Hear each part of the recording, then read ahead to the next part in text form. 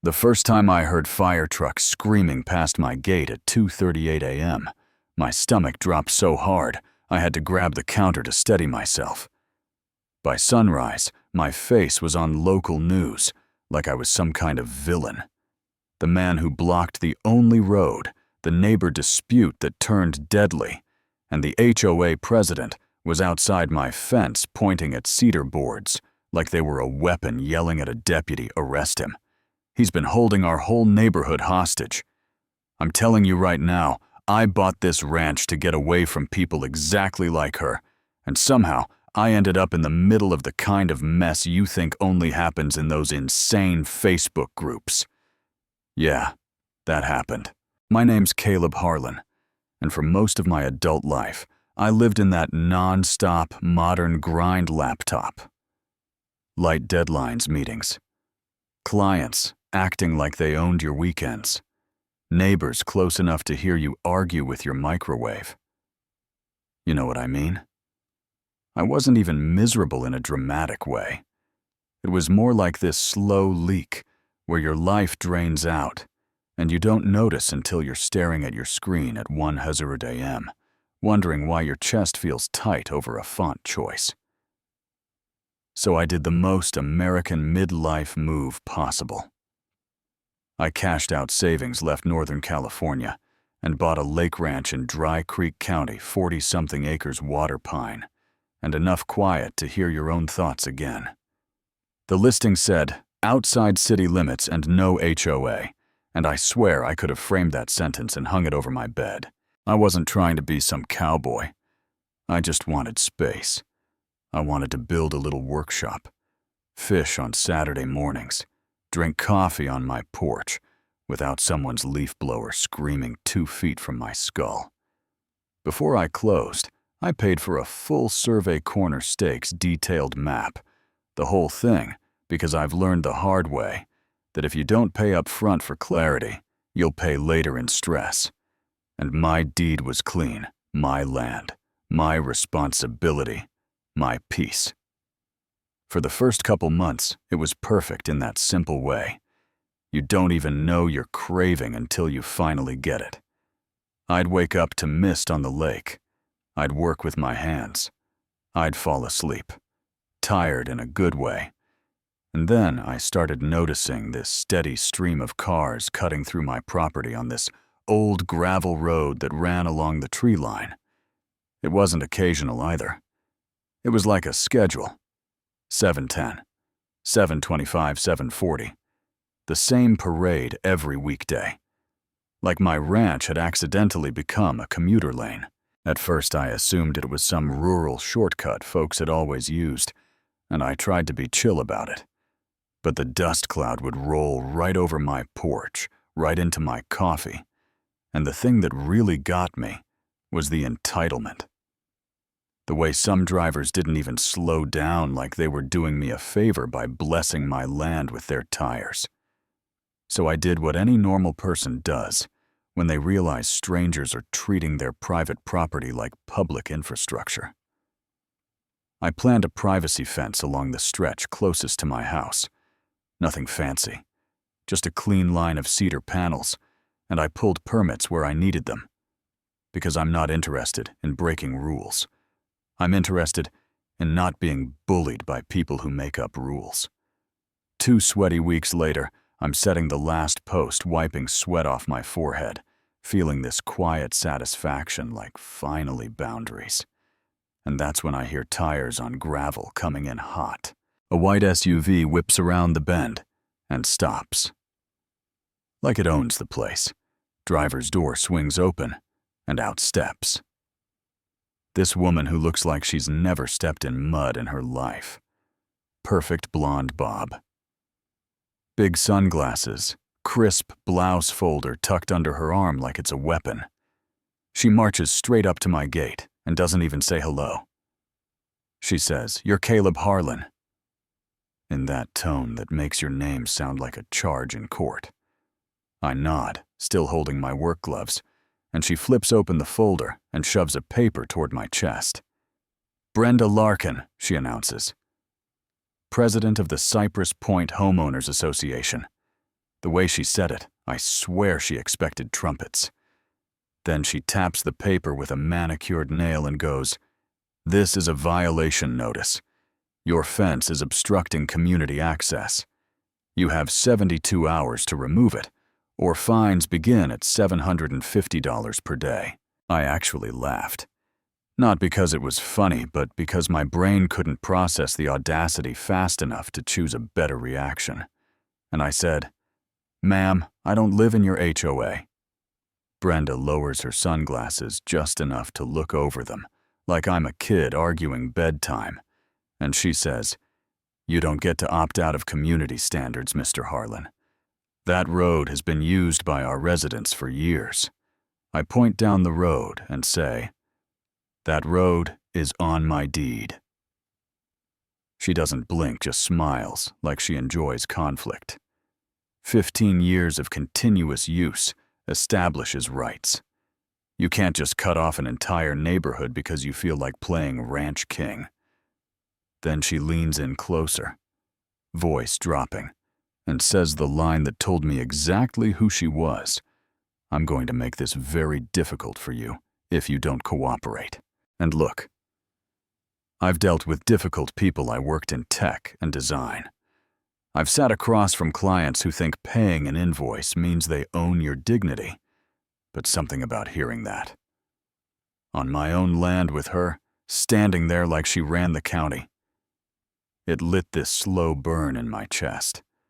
I took the paper, scanned it at fancy letterhead. Official-looking formatting signatures that looked a little too clean, and I handed it back and said, "Show me the recorded easement. Show me the legal document that says your HOA gets to use my road." For the first time, her face twitched just a fraction, and then she waved her hand like I was being dramatic and snapped, "Our attorney will handle it. You'll hear from us." She turns and walks back to her SUV like she just served me court papers, and I'm standing there in the dust thinking, how did you people find me out here? That night I sat at my kitchen table with my deed, my survey map, and my laptop, and I dug through every page. Like my sanity depended on it. No easement, no right-of-way, nothing. And the more I looked, the uglier it got. Cypress Point was built about 11 years ago. My ranch parcel had been recorded decades before that, which meant somebody built a whole subdivision knowing their easy road crossed private land, and they gambled nobody would push back. I wrote a certified letter the next morning. Polite tone. Simple request, provide documentation within 30 days, or stop using the road. I included copies of my deed and the survey with the property line highlighted bright red, because I'm not trying to trap anybody. I'm trying to deal in facts. I expected a conversation, maybe a negotiation, maybe even an apology. What I got was retaliation in an envelope. 3 nights later, someone slid a thick packet under my door. No postage, no return address. Just a stack of notices, accusing my fence of being a safety hazard, a commerce obstruction, a public nuisance. One page even claimed I was violating county access standards, which, surprise, don't apply to private roads on private ranches. It was legal theater intimidation with a printer, and I could feel the temperature rising. A week after that, I get a call from a guy with a voice like smooth granite. "This is Ken Voss, counsel for Cypress Point, HOA." Pause like I should be honored. We're trying to resolve this without unnecessary escalation.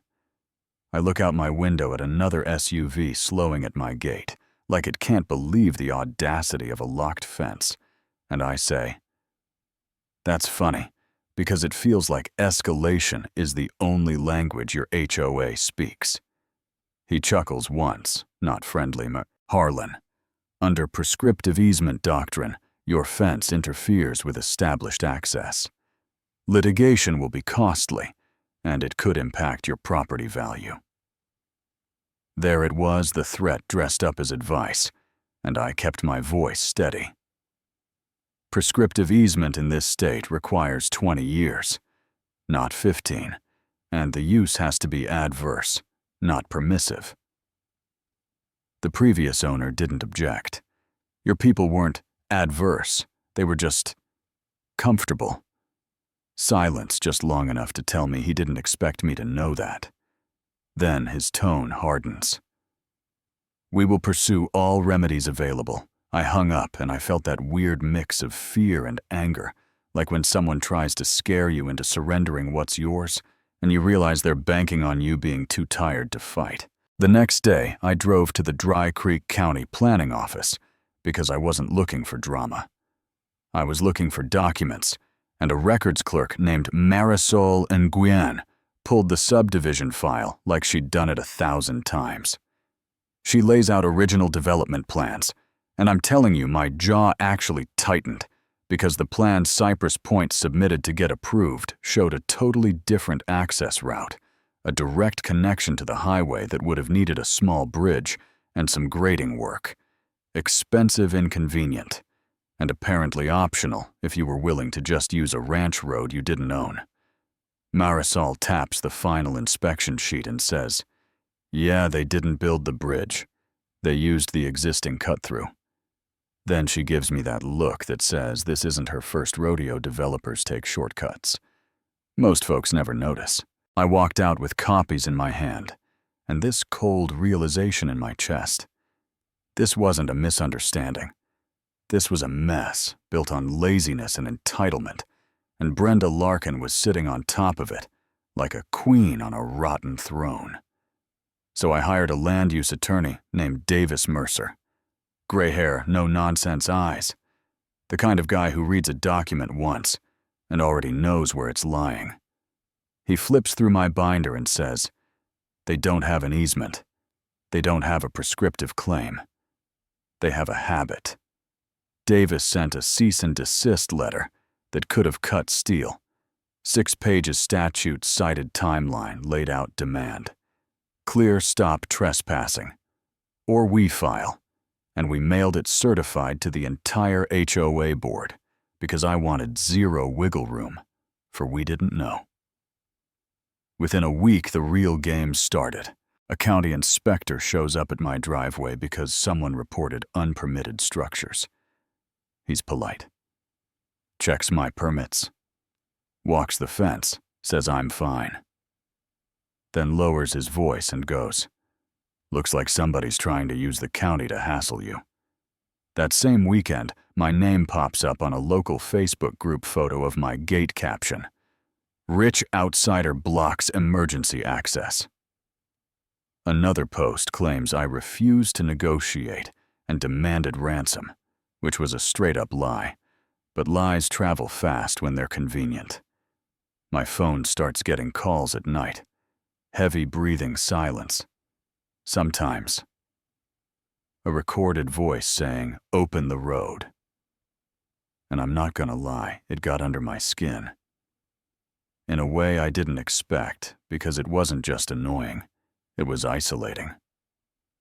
I'd go into town for groceries and feel people staring like I had horns, like they'd already decided my entire character from a headline and a rumor. Brenda didn't even try to calm it down.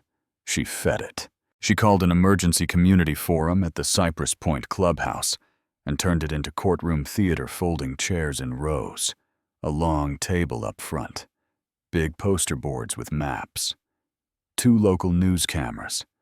I walk in with my briefcase and feel every eye track me like I'm the defendant. Brenda grabs the mic and says, "For over a decade, our families have used that road safely.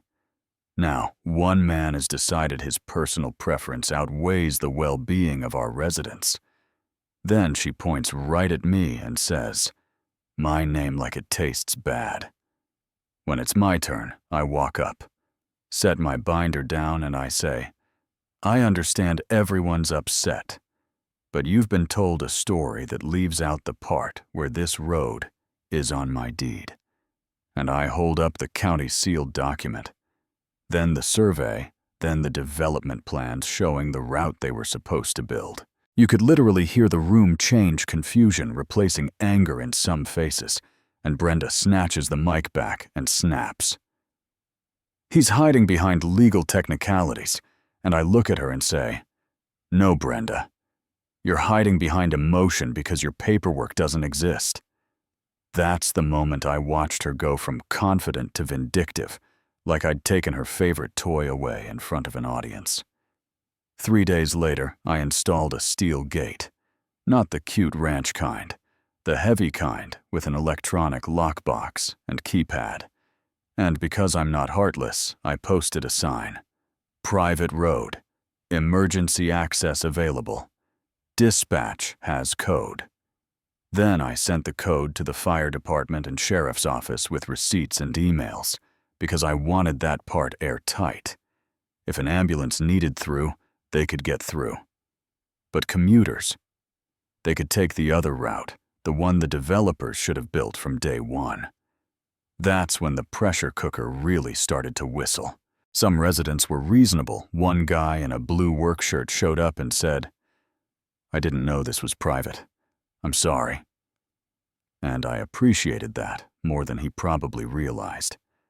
But others honked, yelled, shook the gate, filmed videos like they were in some freedom movement, and Brenda poured gasoline on every spark.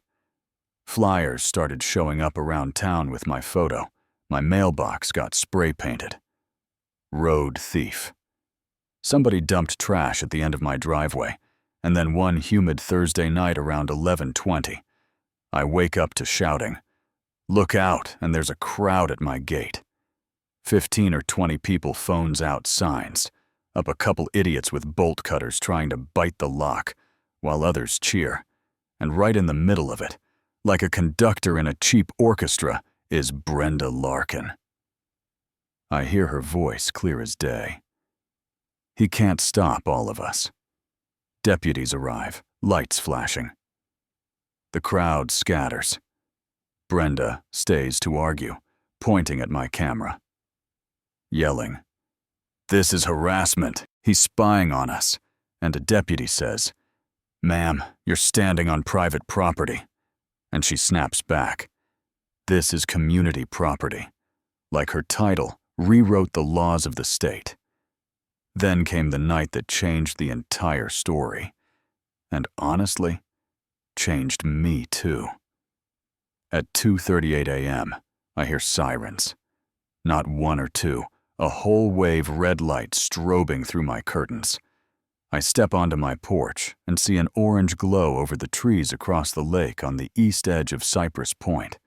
A house is burning, and later I learn it belonged to an 82-year-old woman named Evelyn Sutter, a grandma who'd lived there since the subdivision opened. She didn't make it out. By sunrise, the story is everywhere. Gate delays, response, dispute, turns deadly. And of course, Brenda is front and center telling reporters. We warned him. He wouldn't listen. People died. And I'm standing in my kitchen watching strangers call me a murderer. And I'm not gonna pretend I was fine.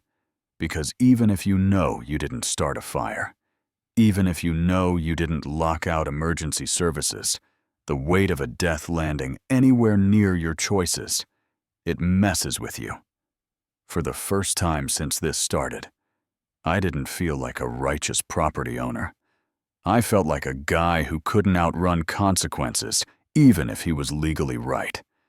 And that's the twist nobody on the news wanted to talk about, because it didn't fit in a clean headline. 2 days later, Detective Paige Whitman shows up, calm, sharp eyes that missed nothing.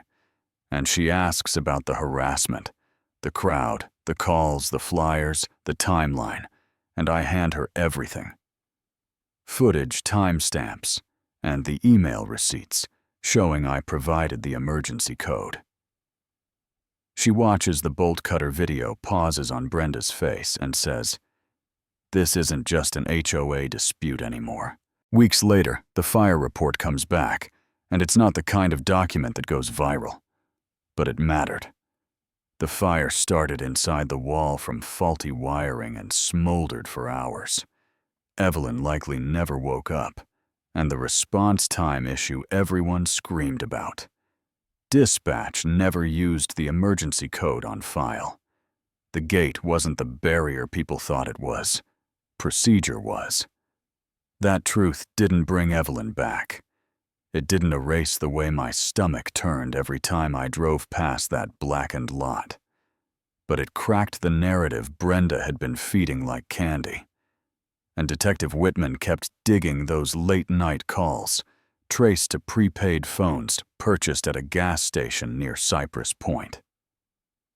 Receipts led to names tied to the HOA board. The flyers were printed at a local shop and paid for with HOA funds, and the manager suddenly remembered exactly who signed the invoice when a detective asked nicely.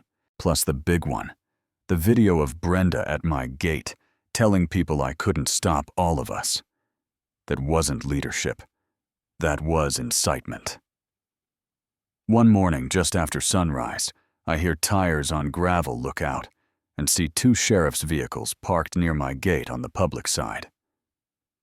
Brenda's white SUV pulls in behind them, like she's arriving to supervise. She gets out and storms toward the lockbox and slaps the metal with her palm. "Open it," she shouts loud enough. I can hear inside. "Open it right now."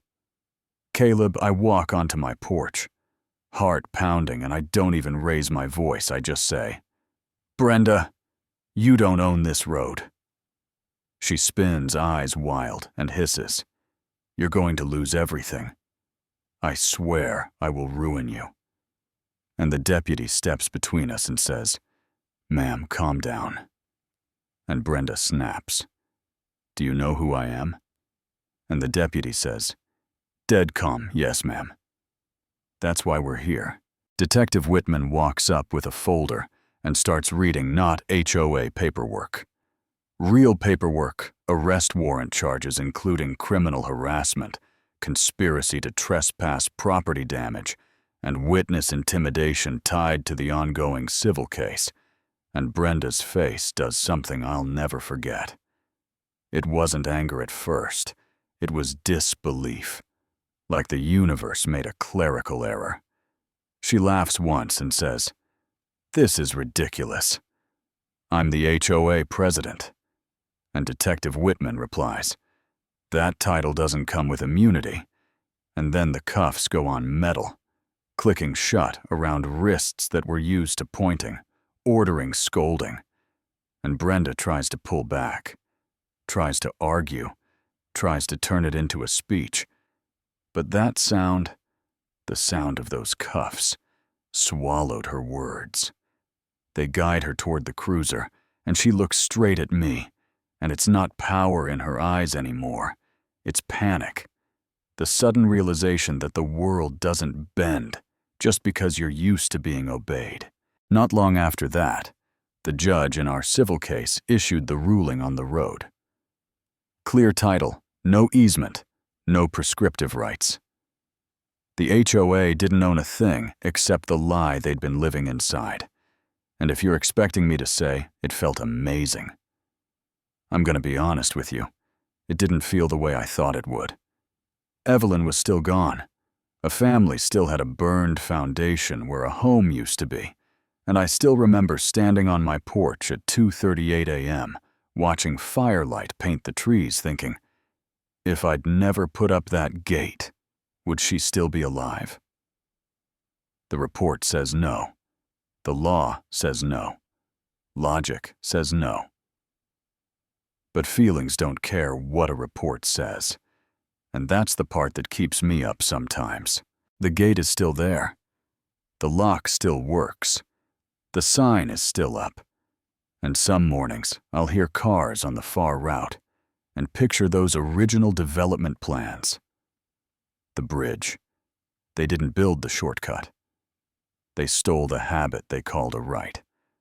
And I'll also picture Evelyn and think about how fast a crowd will choose a villain. when the real problem is a system that let developers cut corners and let HOA leadership run wild without accountability. So I want to hear from you seriously, because I know people will split on this. If you were me, would you have opened the road and let them keep taking what wasn't theirs just to keep the peace? Or do you believe property rights only matter when they're convenient for everyone else? Drop your take in the comments. Tell me where you land on legal right versus moral responsibility. And if you've ever been judged by a crowd that didn't know the full story, share that too. And if you want more stories like this, hit like, subscribe, and send this to someone who's dealt with a Brenda in their own neighborhood, because I swear those people are everywhere.